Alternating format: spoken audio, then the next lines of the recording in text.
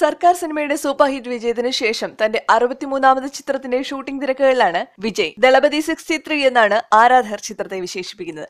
ഒരു മാസത്തിലധികമായി ചിത്രത്തിന്റെ ഷൂട്ടിംഗ് തുടങ്ങിയിട്ട്. SRM യൂണിവേഴ്സിറ്റി ക്യാമ്പസിലാണ് ഇപ്പോൾ ഷൂട്ടിംഗ് നടക്കുന്നത്. നൂറുകണക്കിന് ആളുകളാണ് വിജയെ കാണാൻ ഓരോ ദിവസവും ക്യാമ്പസിലെത്തുന്നത്. ക്യാമ്പസിലെ ഷൂട്ടിംഗ് സെറ്റുകളിൽ നിന്നുള്ള വീഡിയോകളാണ് ഇപ്പോൾ സോഷ്യൽ മീഡിയ വഴി പുറത്തു വന്നുകൊണ്ടിരിക്കുന്നത്.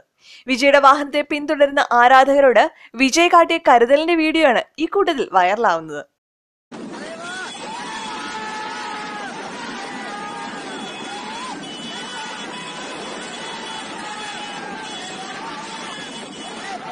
വിജയുടെ ആരാധകരിൽ ചിലർ ബൈക്കിലാണ് താരത്തിന്റെ കാറിനെ പിന്തുടർന്നത്. തലൈവ എന്ന് വിളിച്ചാണ് ആരാധകർ പിന്തുടരുന്നത്.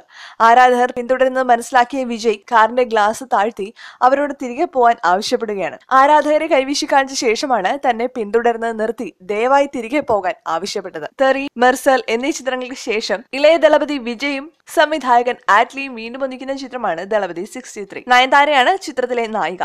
കതിർ, യോഗി ബാബു, ആനന്ദ്രാജ് എന്നിവരും ചിത്രത്തിലുണ്ട്. AR റഹ്മാനാണ് ചിത്രത്തിന്റെ സംഗീതമൊരുക്കുന്നത്. ദീപാവലി റിലീസായി ചിത്രം തിയേറ്ററുകളിൽ എത്തുമെന്നാണ് റിപ്പോർട്ടുകൾ.